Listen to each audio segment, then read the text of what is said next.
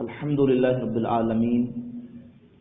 والصلاة والسلام علی سیدنا محمد طہ الامین وعلی آلہ واصحابہ الطیبین الطاہرین ومن اتبعہم الی یوم الدین اما بعد فاعوذ باللہ من الشیطان الرجیم بسم اللہ الرحمن الرحیم ان اللہ وملائکتہ یصلون علی النبی یا ایھا الذین آمنوا صلوا علیہ وسلموا تسلیما۔ محبت سے پڑھیے الصلاۃ والسلام علیک یا رسول اللہ وعلی آلک واصحابک یا سیدی یا حبیب اللہ، الصلاۃ والسلام علیک یا سیدی یا شفیع المذنبین وعلی آلک واصحابک یا رحمۃ للعالمین۔ پچھلے درس میں بدعتی، بدعقیدہ اور گمراہ لوگوں کی صحبت سے اجتناب کے سلسلہ میں قرآن مجید، احادیث رسول، صحابہ اکرام علیہم رضوان اور تابعین کبار تابعین کے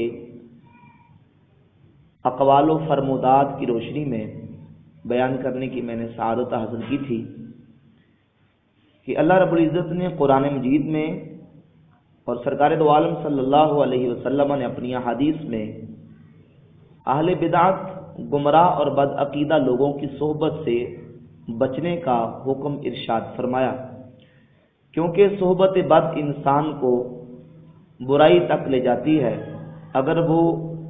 گمراہ شخص ہے تو وہ اپنے پاس بیٹھنے والے کو گمراہ کرے گا، اور اگر بد عمل ہے تو انسان کو وہ بد عملی کا شکار کر دے گا۔ دین اسلام میں اسلامی تاریخ اٹھا کے دیکھیں، سب سے پہلی بدعت عقیدے کی بدعت جاری ہوئی، یعنی اسلام کا دعویٰ کرنے والے، اپنے آپ کو مسلمان کہنے والوں میں سب سے پہلے جو بدعت ایجاد ہوئی وہ بدعت بدعقیدگی اور گمراہی کی بدعت ہے۔ علماء نے کتابوں میں لکھا، امام آجری نے اپنی کتاب الشریعہ میں لکھا کہ اصول البدع اربعۃ، بدعت کے اصول 4 ہیں، یعنی 4 فرقے اور 4 طبقات ایسے تھے۔ سب سے پہلے جنہوں نے عقیدے کی بدعت ایجاد کی، خوارج، روافض اور مرجیہ اور قدریہ، یہ 4 فرقے اور 4 گروہ وہ تھے،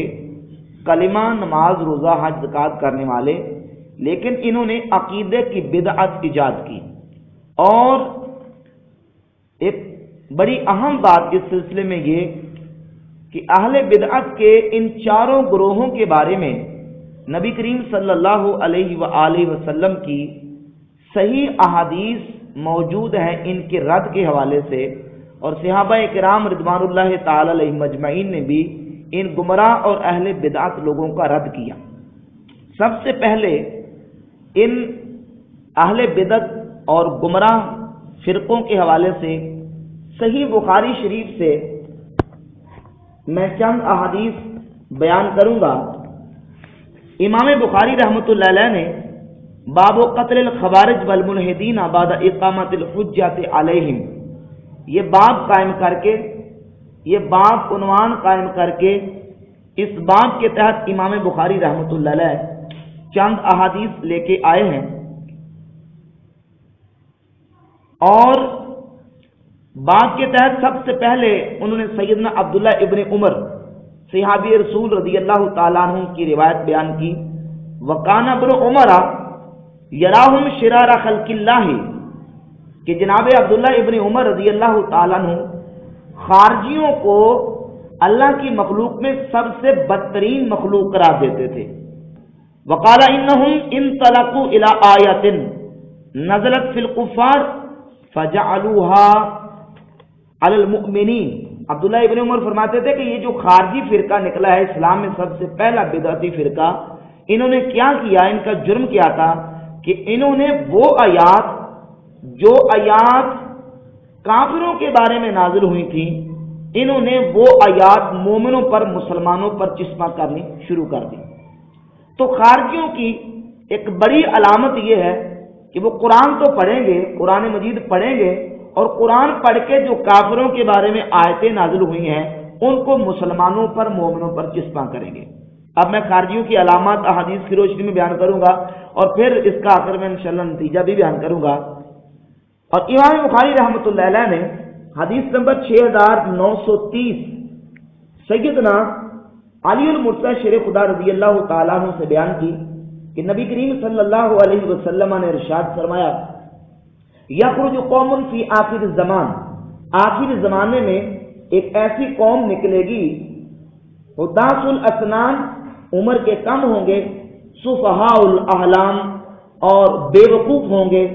یقولون من خیر قول البریہ، یقولون من خیر قول البریہ، وہ قرآن پڑھیں گے، لا یجاوز ایمانہم حناجرہم، ان کا ایمان ان کے حلق سے نیچے نہیں جائے گا، یمرقون من الدین کما یمرق السہم من الرمیہ، وہ دین سے اس طرح نکل جائیں گے جس طرح کے تیر شکار کو لگ کے پار نکل جاتا ہے۔ یقولون، فرمایا کہ فَأَيْنَمَا لَقِيتُمُوهُمْ فَاقْتُلُوهُمْ فَإِنَّ فِي قَتْلِهِمْ أَجْرًا لِمَنْ قَتَلَهُمْ يَوْمَ الْقِيَامَةِ۔ رسول اللہ صلی اللہ علیہ وسلم نے صحابہ کرام کو حکم دیا کہ جب تم ان کو پاؤ تو ان کو قتل کر دینا۔ ارشاد فرمایا جو ان کو قتل کرے گا قیامت کے دن اس کو اللہ رب العزت اجر عطا فرمائے گا۔ تو فرمایا قوم میں ایک ایسی نکلے گی کہ جو نمازیں پڑھیں گے، اور فرمایا کہ جو عقل کے کم ہوں گے، عمر کے کم ہوں گے، اور ان کا ایمان ان کے حلق سے نیچے نہیں جائے گا۔ حدیث نمبر 6931، اگلی حدیث میں رسول اللہ صلی اللہ علیہ وسلم کا فرمان امام بخاری نے ذکر کیا، یخرج فی هذه الامہ ولم یقل منہا۔ سیدنا ابو سعید خدری رضی اللہ تعالی عنہ سے حدیث کے راوی ہیں کہ نبی کریم علیہ الصلوۃ والسلام نے فرمایا، یخرج فی هذه الامہ، اس امت میں ایک قوم نکلے گی، ایک جماعت نکلے گی، ایک گروہ نکلے گا، ولم یقل منہا، یہ نہیں فرمایا کہ اس سے نکلے گا بلکہ فرمایا اس میں نکلے گا۔ اس کی وضاحت انشاءاللہ آگے کروں گا کہ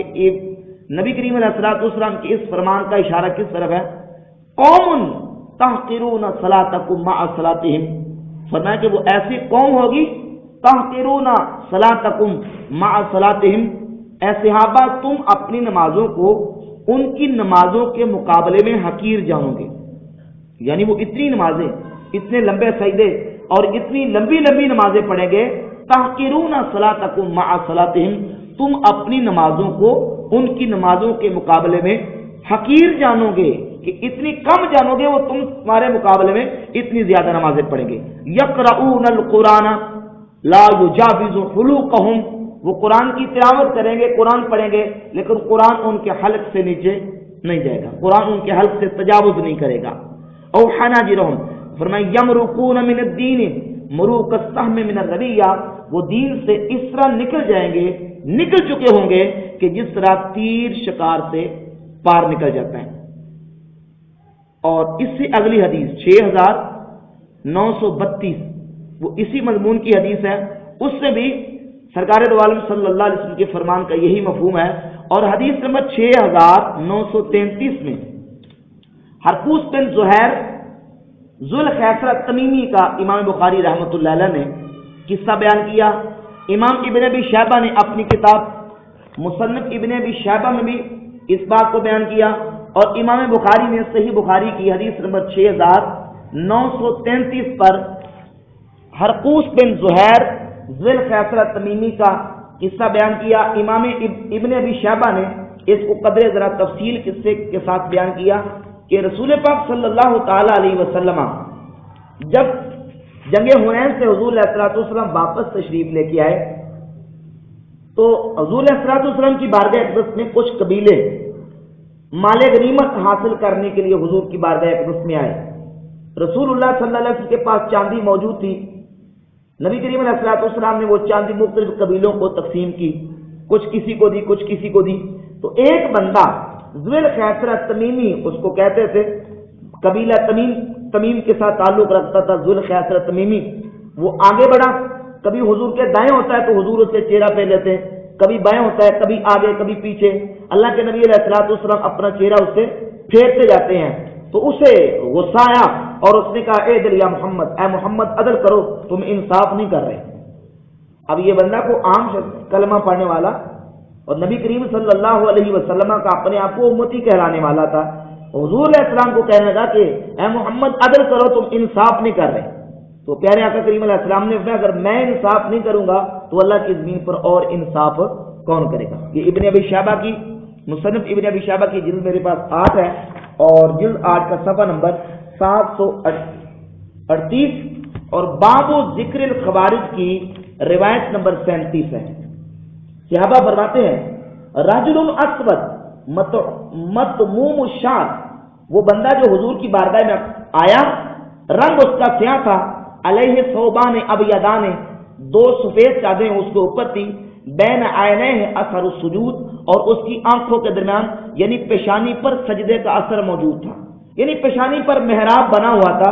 وکان یتعرض لرسول اللہ صلی اللہ علیہ وسلم فلم یعطیہ، وہ حضور کے سامنے آتا، سرکار دو عالم علیہ السلام نے اس کو عطا نہ کیا، فاتاہ فعرض له من قبل وجهه فلم یعطی شیئا، یعنی وہ اختصار کر رہا ہوں کہ جب وہ بار بار نبی کریم علیہ السلام کے پاس آتا، سرکار نے اس کو کچھ نہ عطا کیا، تو اس نے کہا کہ محمد عدل کرو، تم نے انصاف نہیں کیا۔ تو اللہ کے رسول صلی اللہ علیہ وسلم نے غضب فرمایا، حضور ناراض ہوئے، فغضب رسول اللہ صلی اللہ علیہ وسلم غضبا شدیدا، حضور اتنا شدید ناراض ہوئے۔ سیدنا عمر فاروق رضی اللہ تعالی حضور کی بارگاہ میں کی حضور مجھے اجازت دیں کہ میں اس کا سر تن سجدہ کر دوں، اس کو قتل کر دوں، لیکن اللہ کے نبی علیہ السلام نے قتل کرنے سے منع کیا۔ میں تمام احادیث کا خلاصہ اور مضمون پیش کر رہا ہوں، یہ متعدد طرق کے ساتھ، سند صحیح کے ساتھ اور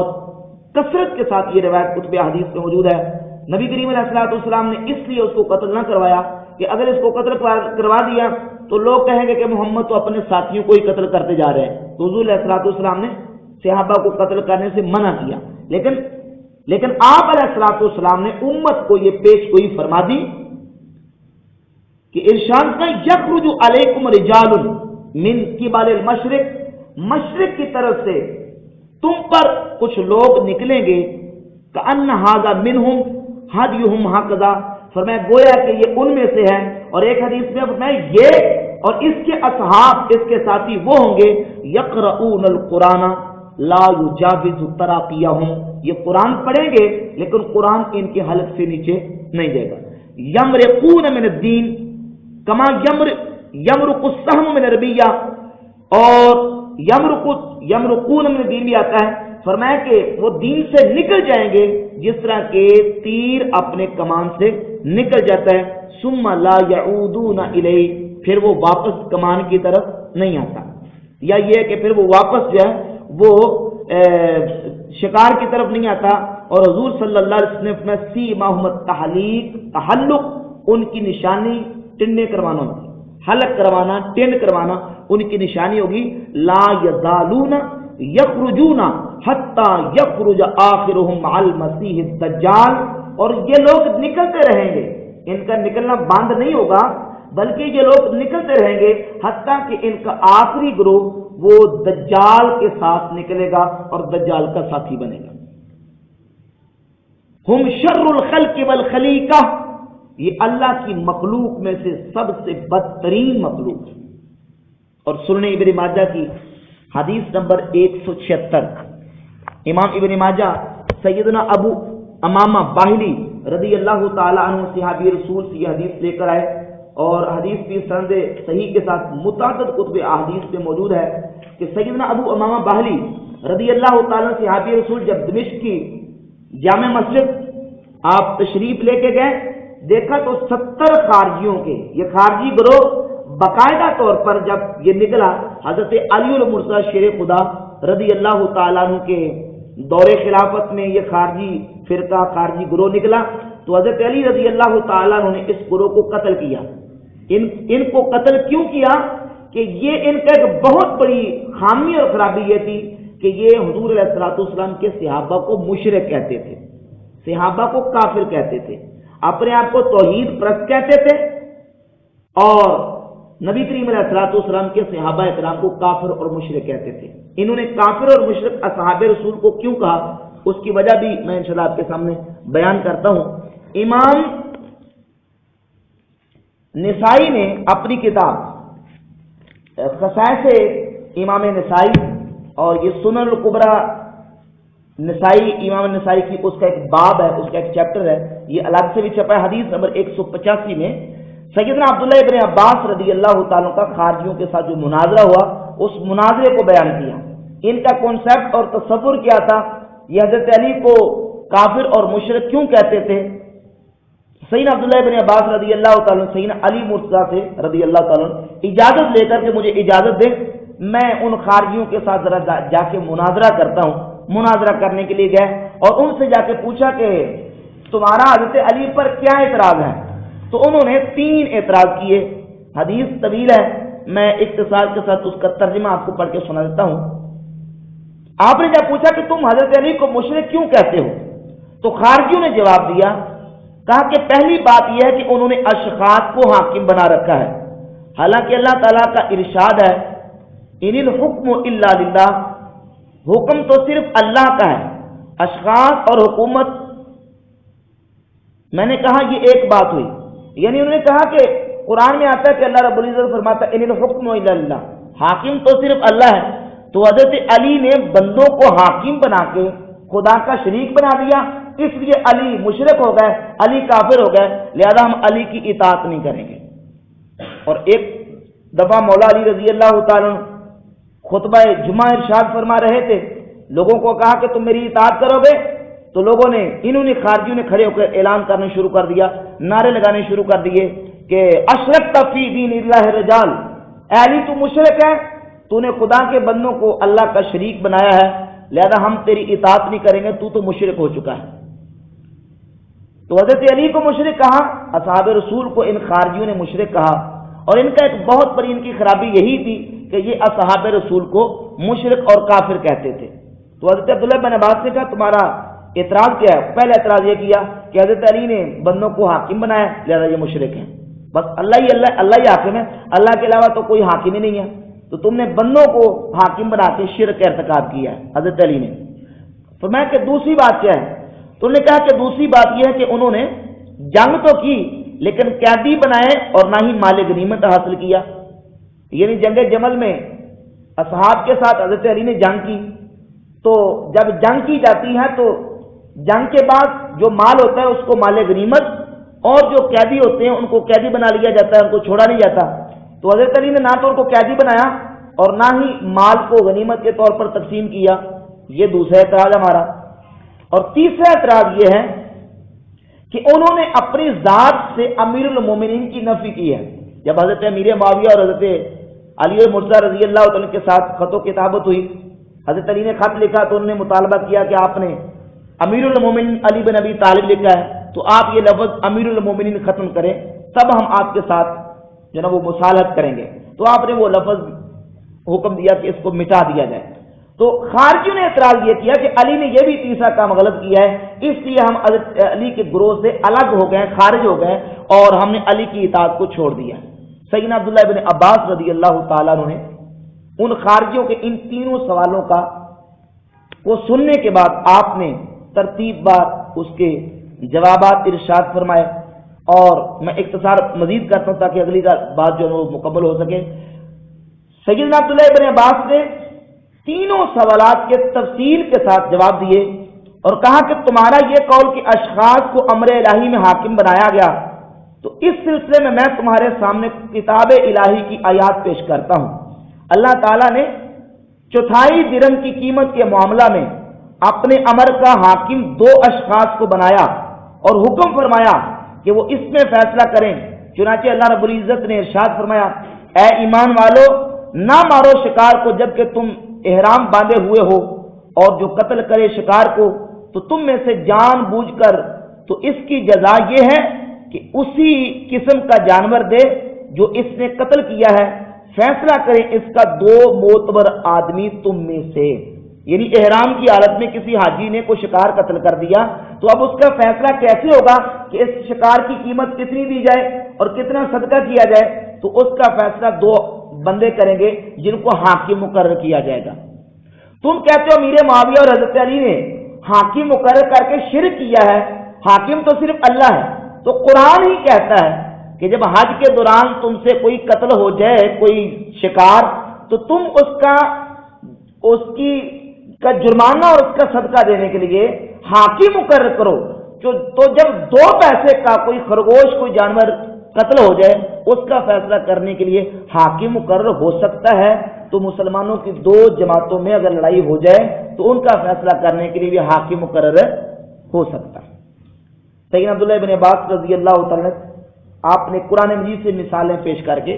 جواب ارشاد فرمائے۔ دوسرے سوال کا جواب دیا کہ تم نے کہا کہ حضرت علی رضی اللہ تعالیٰ عنہ نے جنگ جمل میں بچے ہوئے لوگوں کو قیدی کیوں نہیں بنایا اور ان کے مال کو مال غنیمت کے طور پر تقسیم کیوں نہیں کیا؟ تو اس کا جواب یہ ہے، کیا تم اپنی ماں عائشہ صدیقہ رضی اللہ تعالیٰ عنہا کو لونڈی بناؤ گے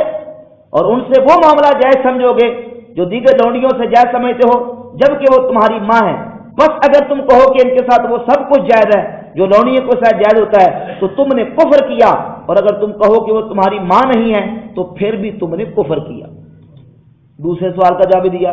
اور تیسرے سوال کا جواب یہ کہ تم نے کہا حضرت علی نے اپنے ساتھ امیر المومنین کے لفظ مٹا دیا ہے، تو یہ انہوں نے غلط کیا ہے۔ تو عبداللہ بن عباس رضی اللہ تعالی نے نبی کریم علیہ السلام کی سنت سے جواب دیا کہ جب حدیبیہ کے مقام پر حضور علیہ السلام نے مشرکین مکہ کے ساتھ مصالحت کرنے کے لیے اور معاہدہ طے کرنے کے لیے خط لکھا، تو انہوں نے کہا کہ محمد کے ساتھ رسول اللہ کا لفظ ختم کرو، تب ہم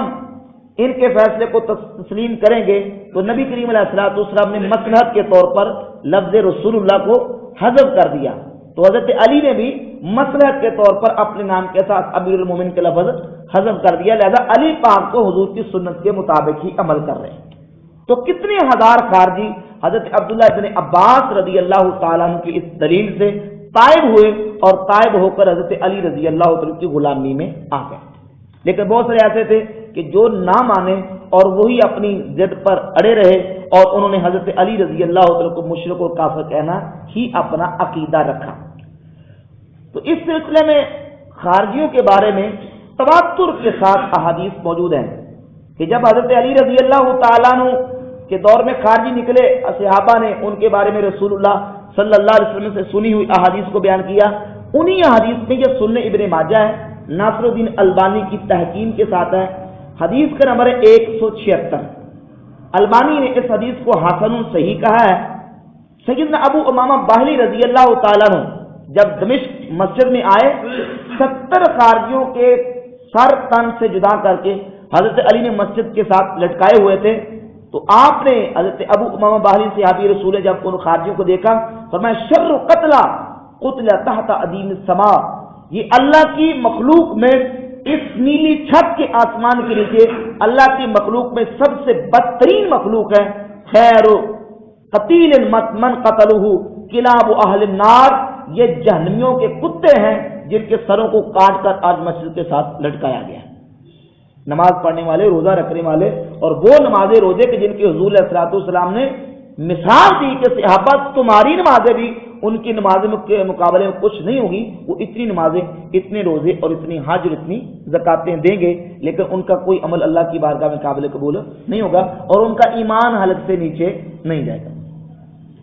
تو جو اہل بدعت کے 4 اصول بیان کیے گئے، ان میں سے خارجی سب سے بڑے بدعتی تھے، اور سب سے بڑی بدعت اسلام میں خارجیوں کی نکلی۔ رسول اللہ صلی اللہ علیہ وسلم کی احادیث صحیحہ سے ان کی مذمت کتب احادیث میں موجود ہے۔ اگلے لفظ حضرت ابو امامہ باہلی کے ہیں، آپ فرماتے ہیں قد کانوا ہؤلاء مسلمین فصاروا کفارا، پہلے یہ لوگ مسلمان تھے پر اب یہ لوگ کافر ہو چکے ہیں۔ پہلے کون تھے؟ مسلمان، اہل ایمان تھے، لیکن کفر کا ارتکاب کر کے حضرت ابو امامہ باہلی رضی اللہ عنہ فرماتے ہیں یہ لوگ اب کافر ہو چکے ہیں۔ یہ تھی وہ احادیث جو خوارج کی مذمت میں رسول اللہ صلی اللہ علیہ وآلہ وسلم سے احادیث صحیحہ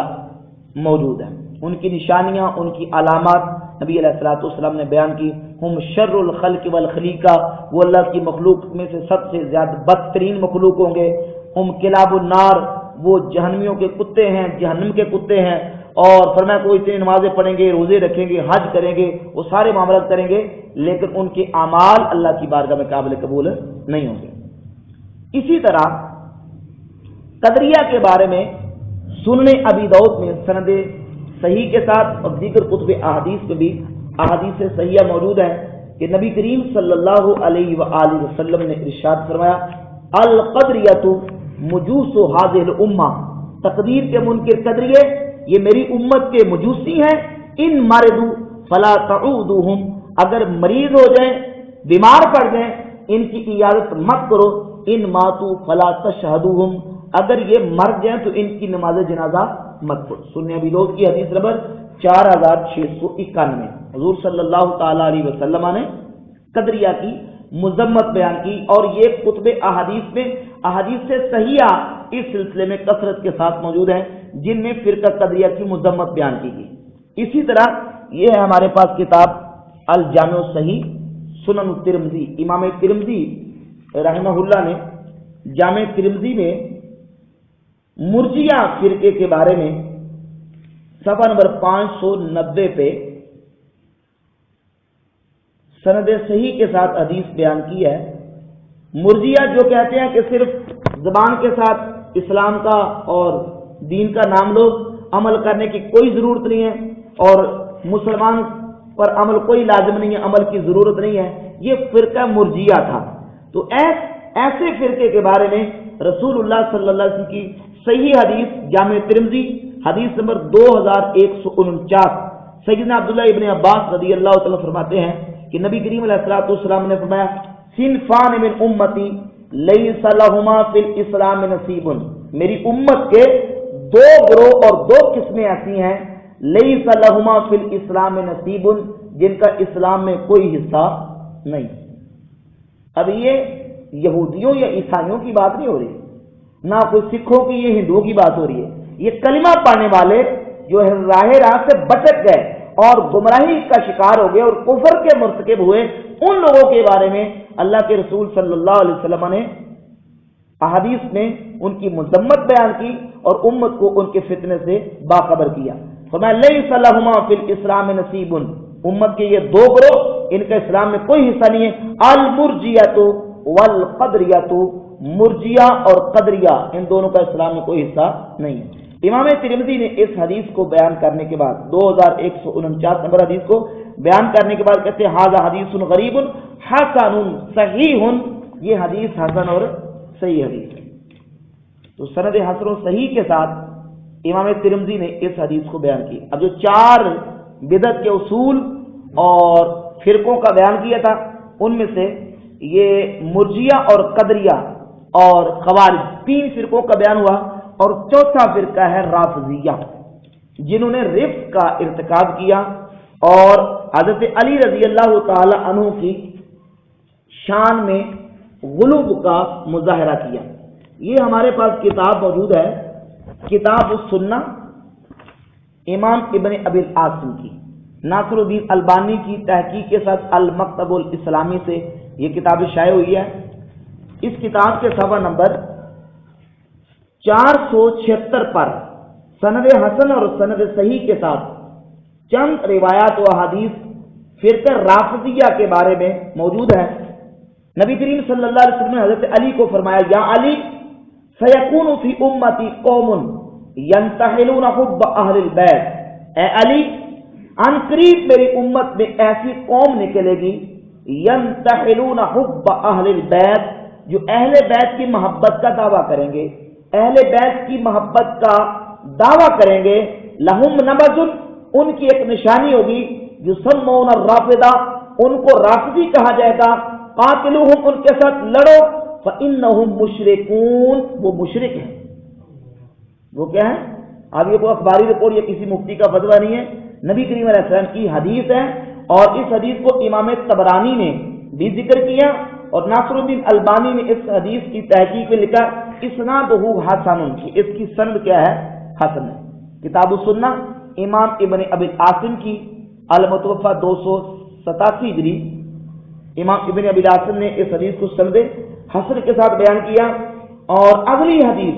حدیث نمبر 983 जिस हदीस के बारे में अलबानी लिखता है इस्नादुहु सहीहुन अला शर्त शेखैन, इस हदीस की सनद भी शेखैन की शर्त पर सही है। और वो हदीस क्या है कि मौला अली मुर्तज़ा शेर खुदा रज़ी अल्लाह तआला अन्हु फरमाते हैं ला युहिब्बुनी कौमुन हत्ता यदखुलुन नार फिय्या, फरमाए एक कौम मुझसे ऐसी मोहब्बत करेगी कि मेरी मोहब्बत उन लोगों को जहन्नम में दाखिल करेगी, और एक वो कौम होगी जो मेरे साथ बुग़्ज़ रखेगी और मेरा बुग़्ज़ उस कौम को जहन्नम में दाखिल करेगा। तो अब कौन सी मोहब्बत जहन्नम में दाखिल करेगी? जो मोहब्बत जिसमें गुलूब होगा और हज़रत अली रज़ी अल्लाह तआला अन्हु को उनके मकाम से बढ़ाने वाली मोहब्बत होगी। जिस तरह ईसाई ईसा अलैहिस्सलाम को मोहब्बत में खुदा का बेटा कहते हैं, खुदा की औलाद कहते हैं, उनसे पूछे तो कहते हैं मोहब्बत में कहते हैं। तो जो मोहब्बत ईसा अलैहिस्सलाम में, ईसा अलैहिस्सलाम को खुदा का बेटा कहेंगे, उनकी मोहब्बत उनके आखिरत में काम नहीं आएगी, बल्कि वो शिर्क और कुफ्र का इर्तिकाब करके वो अब्दुल आबाद जहन्नमी हो चुके हैं, उनका ईमान के साथ ताल्लुक बाकी नहीं रहता।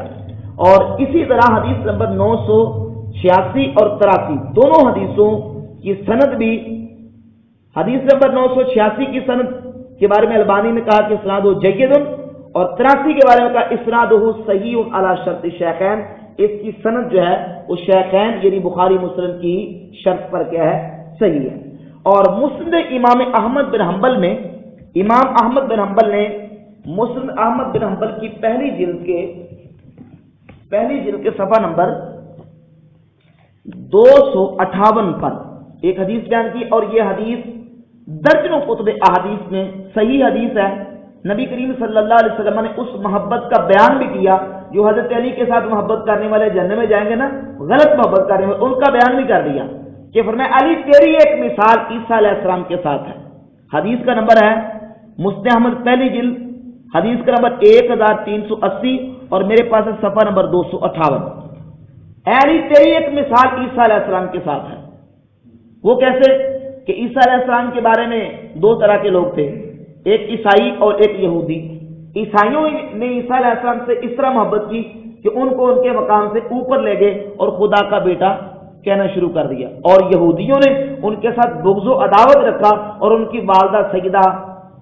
हज़रत मरियम रज़ी अल्लाह तआला अन्हा पर ज़िना की तोहमत लगा दी। तो मौलानी फरमाते हैं यहले कुफिया इसनान, मेरे बारे में दो तरह के लोग हलाक हो जाएंगे। मुहिब्बुन युकर्रिजुनी बिमा लैसा फी, मेरी मोहब्बत के अंदर मेरी मोहब्बत में इफरात करने वाला, मुझे मेरे मकाम से ऊपर ले जाने वाला, वो भी हलाक हो जाएगा। वह मुबग़िदुन यहमिलु शनआनी अला यबहतनी, और मेरी दुश्मनी में मुझ पर बोहतान लगाने वाला वो भी हलाक और तबाह बर्बाद हो जाएगा। अब मोहब्बत में जो इफरात करने वाला है, मोहब्बत में ज्यादती करने वाला है, अल्लाह के नबी अलैहिस्सलाम ने फरमा दिया कि ईसा अलैहिस्सलाम के साथ आपकी निस्बत, और मौला अली ने उसकी पूरी डिटेल और वजाहत कर दी कि उससे का मतलब और उसकी वजाहत क्या है कि मेरे बारे में एक कौम वो होगी जो मेरी मोहब्बत में इफरात करेंगे और मुझे मेरे मकाम से बढ़ा देंगे, और एक कौम वो होगी जो मेरी दुश्मनी में मुझे मेरे मकाम से घटाने की कोशिश करेंगे। तो इन उसूल बिदत के जो मैंने उसूल बिदत शुरू में बयान किया है, 4 बिदत के उसूल थे इत्कादी, खारजी, राफदी, मुर्जिया और कदरिया। इन चारों बिदत के उसूलों और चारों बिदत के फिरकों के हवाले से नबी करीम अलैहिस्सलातु वस्सलाम की अहादीस सहीह मौजूद है, हुजूर ने इनका रद्द किया। तो शुरू में मैंने बयान किया कि सबसे पहली इस्लाम में बिदअत अकीदे की बिदअत इजाद हुई है। कौन सी बिदअत? अकीदे की बिदअत। और बिहम्दिही ताला अहले सुन्नत व जमात ये बिदअत इत्कादी से पाक और मुनज़्ज़ह है। इन गुमराह फिरकों के मुकाबले में जो इस्लाम की अजीम जमात थी, सहाबा इकराम की अजीम जमात थी, उस जमात का नाम था अहले सुन्नत व जमात। फिर ताबईन, फिर अतबा ताबईन और आइम्मा मुज्तहिदीन, और आज तक वो अहले सुन्नत व जमात का तसलसल जो मुसलमानों की अजीम जमात और सवाद आजम था वो आज तक बाकी है, और क़यामत तक वो जमात इंशाअल्लाह जारी सारी, और क़यामत तक وہ طائفہ منصورہ جس کو اللہ رب العزت نے نصرت اور جس کی مدد کی ہے وہ قیامت تک باقی رہے گا۔ اب اس سلسلے میں ہمیں جب یہ احادیث صحیحہ سے بالکل ہمارے سامنے بات واضح ہو گئی کہ بدعتی اور گمراہ عقیدے نکلے ہیں اور نکلتے رہیں گے، تو ہم نے جو مسلمانوں کی عظیم جماعت ہے اس کی پیروی کرنی ہے، اور اہل سنت و جماعت کے خلاف جو طبقات اور فرقے نکلیں گے ہم نے اس سے اجتناب کرنا ہے اور اپنے عقیدے کو گمراہی سے بچانا ہے۔ اور جس طرح احادیث میں نے آپ کے سامنے بیان کی ہے کہ وہ نکلتے رہیں گے، مثال کے طور پر خارجیوں کے بارے میں حدیث میں آیا کہ لا یزالون یخرجون، کہ وہ نکل کے ختم نہیں ہو چکے بلکہ وہ نکلتے رہیں گے، کسی نہ کسی رنگ میں، کسی نہ کسی لباس میں وہ گمراہ فرقے نکلتے رہیں گے۔ اب ہم نے پہچاننا ہے کہ وہ جراثیم اور وہ عناصر اور ان فرقوں کے لیٹسٹ ایڈیشن اور ان کے عناصر کہاں کہاں موجود ہیں، تاکہ ہم اپنے اہل سنت کے عقیدے کو ان کے جراثیم سے بچا سکیں۔ تو جس طرح حدیث میں میں نے خارجیوں کی علامات بیان کی ہیں کہ خارجیوں کی علامات میں سے کیا ہے، سب سے بڑی علامت یہ ہے کہ وہ مسلمانوں کو مشرک کہیں گے۔ وہ کیا کہیں گے؟ مسلمانوں کو مشرک۔ اس وقت بھی صحابہ کرام کو انہوں نے مشرک کیا کہا، اور صحابہ کرام علیہ رضوان پر شرک اور کفر کے فتوے لگائے، اور جس طبقے میں یہ عنصر اور یہ علامات موجود ہوں گی سمجھ لو کہ وہ خارجیت کا ایڈیشن ہے جو کہ ہمارے دور میں موجود ہے، کہ وہ جو خارجیت کا کہ عناصر کہاں کہاں موجود ہیں۔ میں اپنی طرف سے بیان نہیں کروں گا بلکہ اکابر علماء اور امت کے جو بڑے بڑے علماء نامور شخصیات ہیں انشاءاللہ تعالی ان کی آراء اور ان کے میں بیانات آپ کے سامنے رکھوں گا۔ یہ کتاب ہے امام شامی رحمۃ اللہ علیہ کی فتاوی شامی رد المحتاط، اس کی جلد نمبر میرے پاس 3 ہے۔ یہ امام شامی ہے، فوت ہوئے ہیں 252 ہجری میں، 252 ہجری میں ان کا وصال تقریباً آج سے 1252 ہجری میں ان کا وصال ہوا، اور انہوں نے اپنی کتاب فتاوی شامی کی جلد نمبر 3 صفحہ نمبر 339 پر بیان کیا ہے کہ خارجی اور خارجیت کے جو جراثیم اور عناصر ہیں وہ کہاں کہاں پائے جاتے ہیں۔ فرماتے ہیں وقع فی زماننا فی اتباع عبد الوہاب، ہمارے زمانے میں محمد بن عبد الوہاب نجدی، یہ ایک نجد سے شخص پیدا ہوا تھا، اس کے متبعین ہمارے زمانے میں واقع ہوئے ہیں، الذین خرجوا من نجد، جو کہ نجد سے نکلے، وتغلبوا علی الحرمین، اور انہوں نے حرمین طیبین پر مکے مدینے پر قبضہ کر لیا، وکانوا ینتحلون مذہب الحنابلہ، اور وہ اپنے آپ کو حنبلی المذہب کہتے ہیں، لیکنہم اعتقدوا انہم ہم المسلمون، ان کا عقیدہ یہ ہے کہ بس صرف وہی مسلمان ہیں، وَأَنَّ مَنْ خَالَفَ اعْتِقَادَهُ مُشْرِكُونَ، اور جو ان کے عقیدے کا مخالف ہے وہ سارے مشرک ہیں۔ اور خارجیوں کا کیا طریقہ تھا کہ وہ اپنے علاوہ باقی سب کو مشرک کہتے تھے۔ امام ابن عابدین شامی فتاوی شامی میں لکھتے ہیں کہ وہ کیا کرتے وہ کہتے ہیں انہم ہم المسلمون، بس وہی مسلمان ہیں، وَأَنَّ مَنْ خَالَفَ اعْتِقَادَهُمْ، اور جو ان کے عقیدے کا مخالف ہے مشرک، وہ سارے مشرک ہیں، وَاسْتَبَاحُوا بِذَلِكَ قَتْلَ أَهْلِ السُّنَّةِ، اور انہوں نے اہل سنت کے قتل کو مباح قرار دیا، کہا کہ جتنے سنی ملتا ہے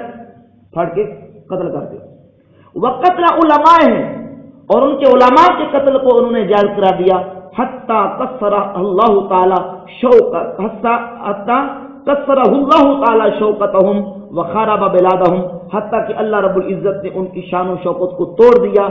اور اللہ رب العزت نے مسلمانوں کے عساکر کو اور مسلمانوں کی جماعت کو فتح عطا فرمائی۔ تو امام ابن عابدین شامی نے اس بات کا واضح طور پر بیان کر دیا کہ یہ جو نجد سے ایک جماعت نکلے گی، رسول پاک علیہ الصلوۃ والسلام کی پیش گوئی صحیح بخاری شریف میں موجود ہے، اس کا مصداق کون ہے؟ امام ابن عابدین شامی نے اس کا بیان کر دیا کہ اس کا مصداق ابن عبد الوہاب نجدی اور اس کے متبعین ہیں، اس کے پیروکار ہیں، جو اپنے علاوہ باقی تمام مسلمانوں کو مشرک اور کافر کہتے ہیں۔ یہ تھی 1252 ہجری کے امام کی گواہی۔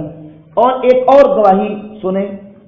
یہ امام ساوی رحمۃ اللہ علیہ کی تفسیر ہے، تفسیر جلال پہ حاشیہ ساوی۔ ان کی تاریخ وفات ہے 1241 ہجری، 1241، یعنی تقریباً 200 سال پہلے کے بزرگ ہیں۔ اور یہ ابن عبد الوہاب نجدی اور اس کے متبعین کے نکلنے کے فوراً بعد، یعنی ان کے زمانے کے بزرگ ہیں۔ امام ساوی رحمۃ اللہ علیہ نے تفسیر ساوی میں ایک آیت کے حوالے سے اس کے تحت لکھا ہے، فرماتے ہیں کہ حاضر الآیات نزلت فی الخوارج، قرآن کی یہ آیت یہ خارجیوں کے بارے میں نازل ہوئی، الذین یحرفون تعویل الکتاب والسنہ، جو کتاب و سنت کی تعویل میں تحریف کرتے ہیں، ویستحلون بذلک دماء المسلمین، اور مسلمانوں کے خون کو حلال جانتے ہیں، واموالہم اور مسلمانوں کے مالوں کو حلال جانتے ہیں، لما ہوا مشاہد الان فی نظائرہم، کہتے ہیں جس طرح کہ ہمارے دور میں اس کا مشاہدہ، اس کی مثالیں موجود ہیں، وہم فرقۃ بارض الحجاز، اور وہ فرقہ ہے جو اس وقت حجاز یعنی مکہ مدینے میں موجود ہے، یقال لہم الوہابیہ، جس کو کیا کہتے ہیں؟ وہابیہ۔ یہ امام ساوی رحمۃ اللہ بیان کرتے ہیں، یحسبون انہم علی شیء، وہ گمان کرتے ہیں بس وہی ہے صحیح، الا انہم الکاذبون استحوذ علیہم الشیطان۔ یہ امام ساوی رحمۃ اللہ علیہ نے اپنے دور کے جو خارجیت کے جراثیم اور عناصر جن میں موجود تھے ان کا نام لے کے بتا دیا کہ وہ کون لوگ ہیں۔ نہ صرف امام ساوی نے بیان کیا بلکہ ابن عبد الوہاب نجدی کے بھائی سلیمان بن عبد الوہاب، علامہ سلیمان بن عبد الوہاب جو کہ محمد ابن عبد الوہاب نجدی کے بھائی ہیں، انہوں نے ایک کتاب لکھی ہے جس کتاب کا نام ہے الصواعق الالہیہ فی رد علی الوہابیہ۔ یہ کتاب دیکھیں، الصواعق الالہیہ فی رد علی الوہابیہ۔ یہ کتاب اپنے بھائی کے خلاف لکھی اور نجدیوں کے رد میں آنے والی جو روایات تھیں اور احادیث تھیں، ان روایات اور احادیث کو لکھ کر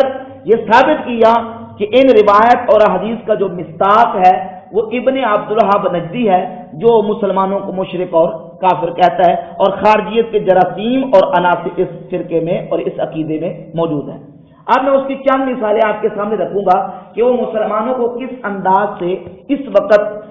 کافر اور مشرک قرار دیا جا رہا ہے۔ یہ کتاب دیکھیں، صحیح اسلامی عقیدہ کتاب کا نام ہے، اور عبدالعزیز بن عبداللہ بن باز کی یہ تالیف ہے کتاب، سعودیہ کے بہت بڑے علامہ ہیں۔ اس کتاب کے صفحہ نمبر 43 پر وہ تحریر کرتے ہیں، وہ کہتے ہیں مسلمانوں کے بارے میں، کہتے ہیں وہ اپنے ان معبودوں کو اوتاد، اغواث، اقطاب یعنی غوث، قطب، ولی، جن کو ہم بزرگوں کو اولیاء اللہ کو کہتے ہیں یہ اپنے ان معبودوں کو اوتاد، اغواث، اقطاب وغیرہ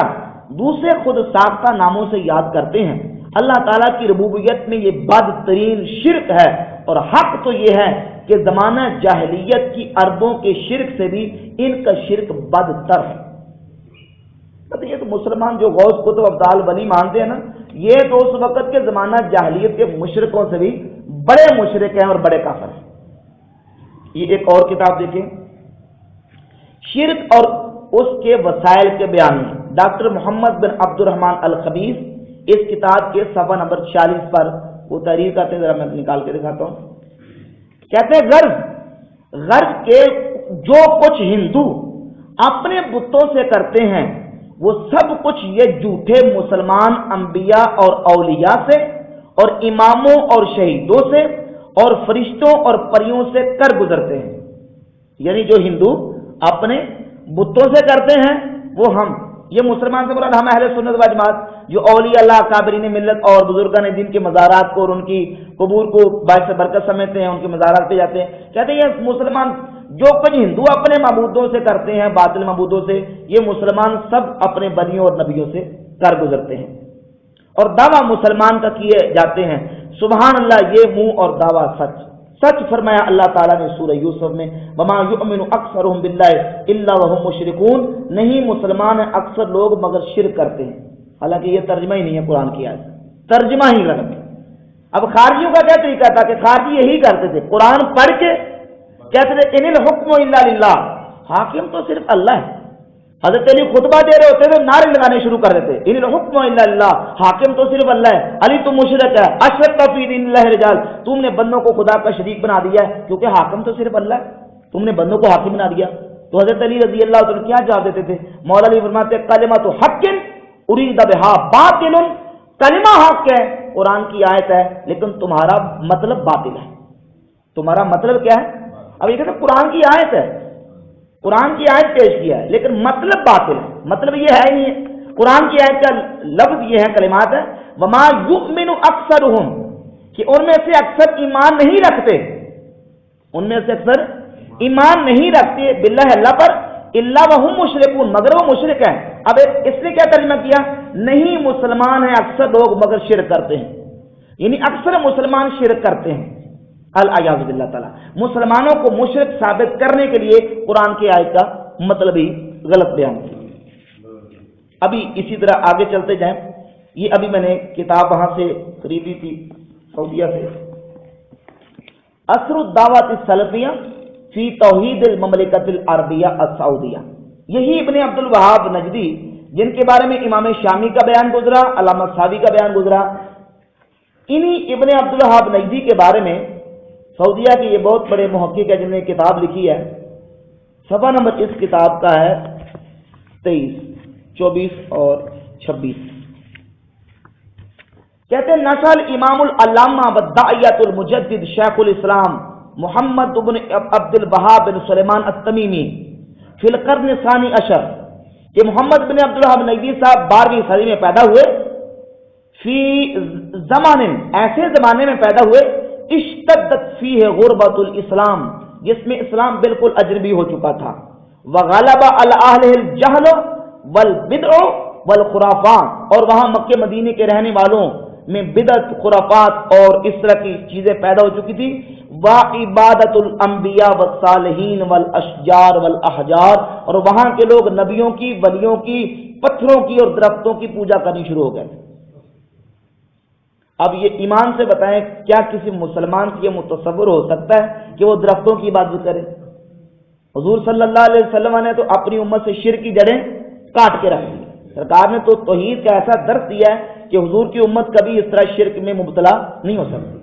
और मुस्लिम अहमद बिन हंबल में हदीस है, ला याबुदून शम्सन वला कमरन वला वसरन वला हजरन, कि मेरी उम्मत न सूरज की, न चांद की, न बुतों की, सूरज की, न चांद की, न दरख्तों की वो पूजा नहीं करेगी। वलाकिन युराऊना बिअमालिहिम, हाँ अमाल में रियाकारी कर सकते हैं, लेकिन मेरी उम्मत कभी शिर्क अकबर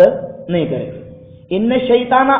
कद आईसा अन याबुदुल मुसल्लूना फी जज़ीरतिल अर्द, मुस्लिम की हदीस है कि शैतान ना उम्मीद हो चुका है कि उसकी अरब में पूजा की जाए, हिजाज में अरब में पूजा की जाए, यानी शैतान की अरब में पूजा नहीं हो सकती। लेकिन ये क्या कहते हैं कि उस वक्त जिस वक्त इब्ने अब्दुल वहाब नजदी साहब आए तो क्या होता, इबादतुल अंबिया वस्सालिहीन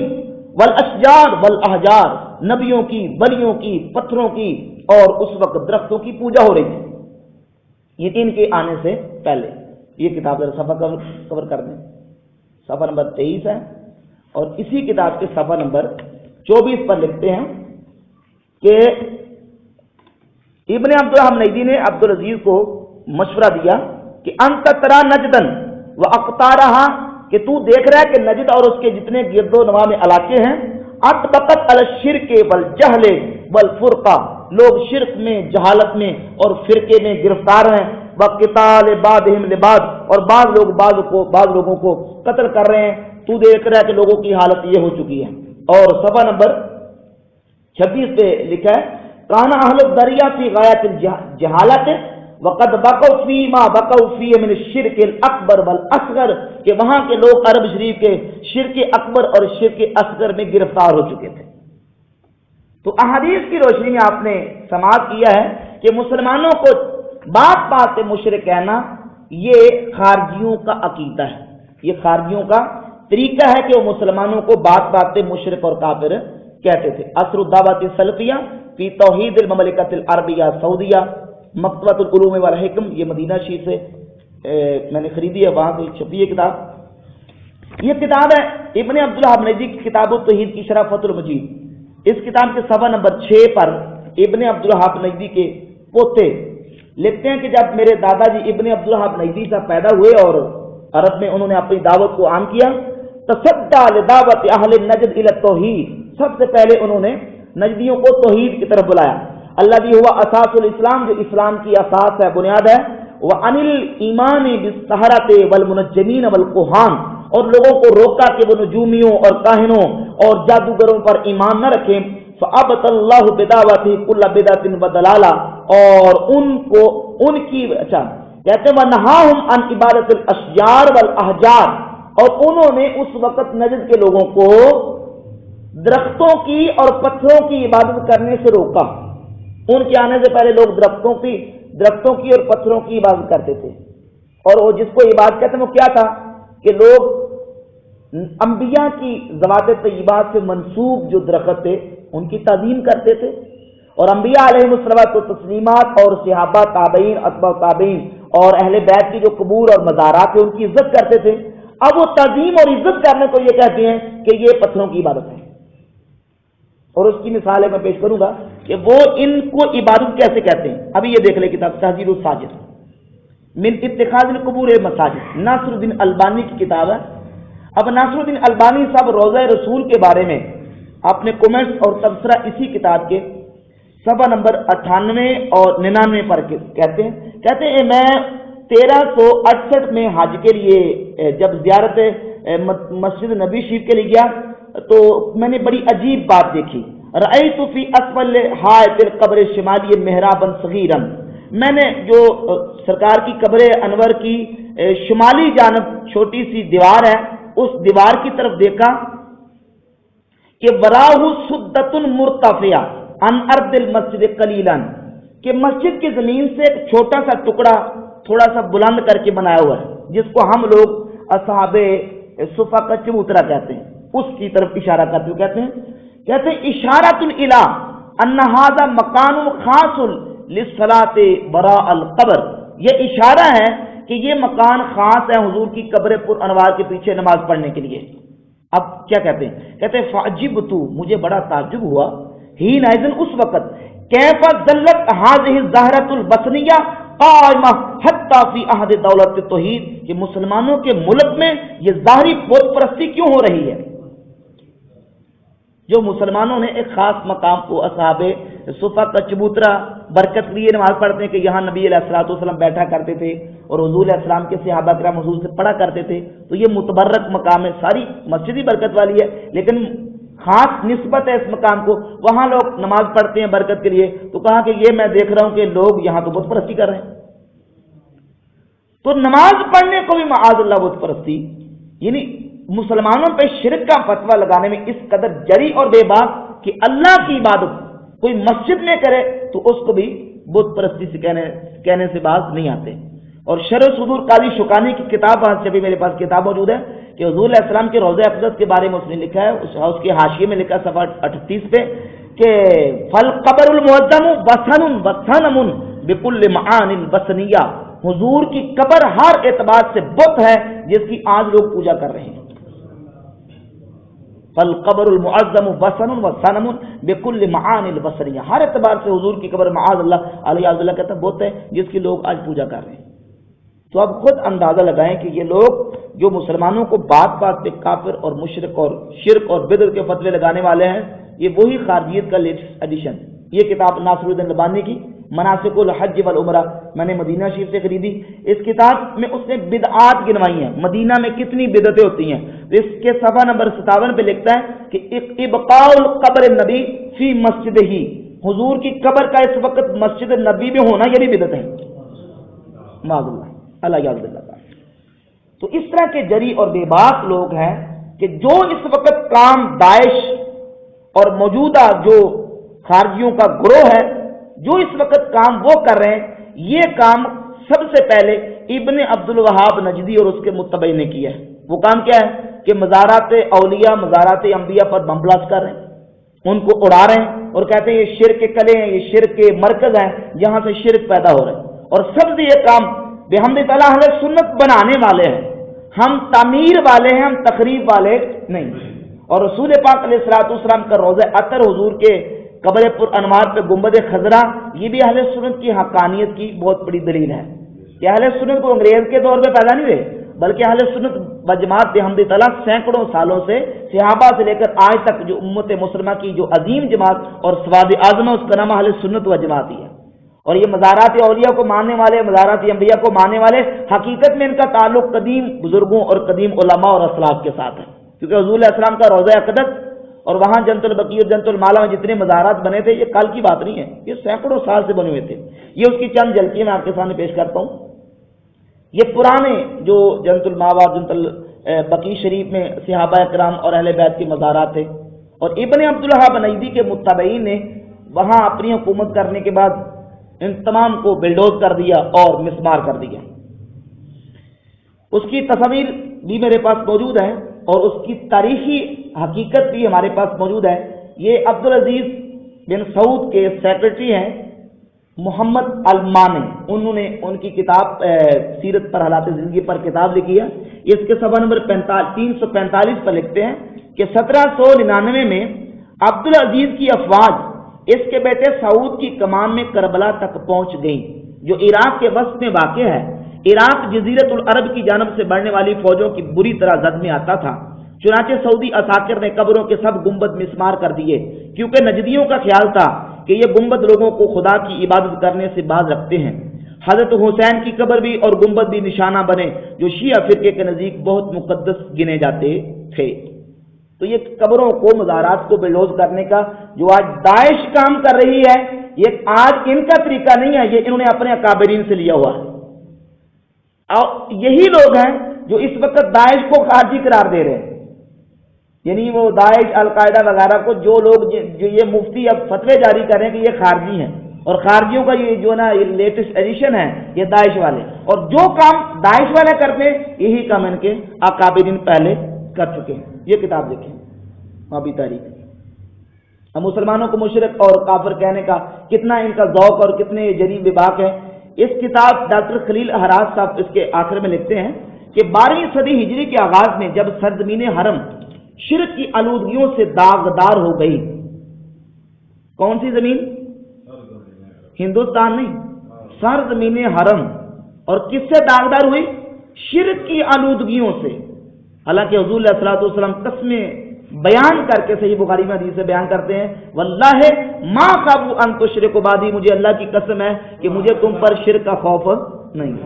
تم دنیا کے جال میں پھنس جاؤ گے لیکن تم شرک نہیں کرو گے. صحیح بخاری پہلی جلد 508 مطبوعہ قدیمی کتب خانہ. کہتے ہیں 12ویں صدی ہجری کے آغاز میں جب سرزمین حرم شرک کی آلودگیوں سے داغدار ہو گئی، کتاب و سنت کی جگہ خرافات اور رسوم جاہلیہ نے لے لی. ایک اللہ کی جگہ سینکڑوں معبود بنا لیے گئے. یعنی ایک اللہ کو چھوڑ کے عبادت سینکڑوں معبودوں کی کرنی شروع کر دی. بیرونی استعمال کی دست درازیاں کعبۃ اللہ اور حرم نبی صلی اللہ علیہ وسلم تک دراز ہو گئی تھی. جب توحید خالص اور پیغام محمد کے پاسبان غربت و ناتوانی کی زندگی بسر کرنے پر مجبور ہو چکے تھے، اسی دور ظلم و استبدار میں سرزمین نجد سے ایک چشمہ پھوٹا. عینیہ کے ممتاز علمی گرانے کے شیخ عبدالوہاب کے 9 ملوک بیٹے کا نام محمد رکھ دیا گیا. یہی محمد بن عبدالوہاب قولوا لا الہ الا اللہ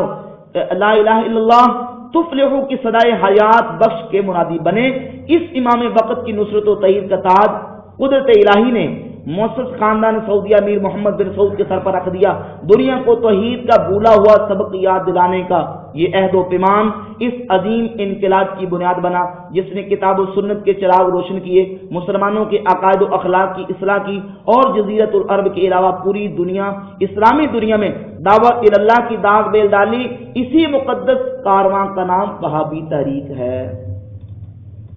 جن کے آنے سے پہلے پوری امت کیا تھی؟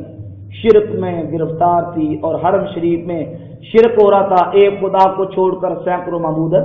بنا لیے گئے تھے. تو اب آپ نے احادیث صحیحہ کی روشنی میں خارجیوں کی علامات بھی ملاحظہ کر لی اور خارجیوں کی نشانیاں بھی ملاحظہ کی. نمازیں پڑھیں گے، روزے رکھیں، اور نمازیں بھی اتنی کہ صحابہ سے بڑھ کر. روزے بھی صحابہ سے بڑھ کر، یقرؤون القرآن، قرآن اتنا پڑھیں گے ان کے حلق سے نیچے نہیں جائے گا، اور یتلون کتاب اللہ رتبا، وہ اللہ کی کتاب کو مزے سے پڑھیں گے، یحسنون القیل، وہ گفتار کے اچھے ہوں گے، اتنے اچھے کہ السنتہم احلی من السکر، ان کی زبانیں شکر سے زیادہ میٹھی ہوں گی، شکر سے زیادہ میٹھی ہوں گی۔ لیکن اللہ کے رسول علیہ السلام نے فرمایا یمرقون من الدین مروق السهم من الرمیہ، وہ دین سے اس طرح نکل جائیں گے جس طرح تیر شکار کو لگ کے پار نکل جاتا ہے۔ بد مذہب کی صحبت سے، گمراہ لوگوں کی صحبت سے بچنا چاہیے، اور بحمدہ تعالی احادیث صحیحہ اور اقوال ائمہ کی روشنی میں بالکل یہ بات واضح ہوتی ہے کہ جو امت کو مشرک اور کافر کہنے والے، ایک اور حدیث سلسلہ میں سنوں گا کہ جو امت کو مشرک کہنے والے ہیں خود وہ شرک میں گرفتار ہیں، امت کبھی حضور کی اس طرح مشرک نہیں ہو سکتی۔ صحیح ابن حبان میں اس حدیث کی سند صحیح یا کم از کم حسن درجے کی یا متعدد کتب احادیث میں یہ حدیث موجود ہے، آپ ملاحظہ کریں گے اور اہل سنت کے عقیدے کی حقانیت بالکل واضح ہوگی۔ یہ کتاب صحیح ابن حبان، امام ابن حبان رحمہ اللہ کی کتاب صحیح ابن حبان ہے، اس کا صفحہ نمبر میرے پاس 135 اور حدیث کا نمبر ہے 81۔ سیدنا حذیفہ رضی اللہ تعالیٰ فرماتے ہیں قال رسول اللہ صلی اللہ علیہ وسلم، کہ اللہ کے نبی علیہ الصلوۃ والسلام نے ارشاد فرمایا مجھے تم پر ایسے شخص کا خوف ہے قرأ القرآن، جو قرآن پڑھے گا، حتی اذا رؤیت بہجتہ علیہ، حتیٰ کہ جب قرآن کی رونق اس پر ظاہر ہوگی، قرآن کی رونق اس پر ظاہر ہوگی، وکان رضا للاسلام، اور اسلام اس کی چادر بن جائے گا، یعنی اسلام اس کا اوڑھنا بچھونا بن جائے گا، غیرہ الی ما شاء اللہ، پھر وہ جب تک اللہ چاہے گا وہ اوڑے رکھے گا، فانسلک منہ ونبذہ وراء ظہرہ، پھر وہ اسلام کی چادر کو اتارے گا اور اتار کے اپنے پشت کے پیچھے پھینک دے گا، وسعى علی جارہ بالسیف، اور اب وہ تلوار اٹھائے گا، کیا کرے گا؟ تلوار اٹھائے گا، اور تلوار لے کے کیا کرے گا؟ سعى علی جارہ بالسیف، تلوار لے کے اپنے ہمسائے پر کود پڑے گا اور اس پر تلوار چلانے کی کوشش کرے گا، ورماہ بالشرک، اور اس کو مشرک کہے گا، اپنے ہمسائے کو کیا کہے گا؟ مشرک ہے، رماہ بالشرک، اب اس پر شرک کا فتویٰ لگائے گا۔ قال قلت، حضرت حذیفہ بن یمان رضی اللہ عنہ صاحب و سر رسول اللہ صلی اللہ علیہ وسلم، صحابی کہتے ہیں میں نے حضور کی بارگاہ اقدس میں عرض کی یا نبی اللہ ایہما اولا بالشرک، حضور یہ بھی فرما دیں کہ وہ جو شرک کا فتویٰ لگانے والا ہے امت پر اور اپنے ہمسایوں پر، ایہما اولا بالشرک المربی اب الرامی، ان دونوں میں سے شرک کا حقدار کون ہے، اور شرک کا فتویٰ کس پر آتا ہے؟ لگانے والے پر، جس پر لگایا گیا ہے اس پر، امیر رامی یا لگانے والے پر؟ تو اللہ کے نبی علیہ السلام نے فرمایا بل الرامی، جس پر لگایا گیا ہے وہ مشرک نہیں ہوگا بلکہ یہ لگانے والا خود مشرک ہوگا، لگانے والا خود۔ تو اب خود اندازہ کر لیں جو مسلمانوں کو مشرک اور شرک میں گرفتار سمجھتے ہیں اور بات بات پہ مسلمانوں کو مشرک کہہ کے مزارات انبیاء، مزارات اولیاء کو معبد قرار دے کر اور بت قرار دے کر مسلمانوں کو مشرک کہنے والے ہیں، یہ شرک کا فتویٰ خود ان پر لوٹتا ہے، کیونکہ صحیح بخاری مسلم کی متفق علیہ حدیث ہے کہ اللہ کے نبی علیہ الصلوۃ والسلام نے ارشاد فرمایا جو مسلمان کو کافر کہے گا یا مشرک کہے گا، اگر وہ کافر اور مشرک نہیں ہے تو یہ شرک اور کفر کا فتویٰ لگانے والا خود کافر ہوگا۔ تو سرکار دو عالم علیہ السلام کی حدیث طیبات اور محدثین اور علماء کے اقوال کی روشنی میں حمد تعالیٰ میں نے یہ باتیں بیان کی۔ اللہ رب العزت جل شانہ ہمیں صحیح معنوں میں سمجھنے کی اور کتاب و سنت کے مطابق اعتقاد رکھنے کی توفیق عطا فرمائے۔ وما علینا الا البلاغ۔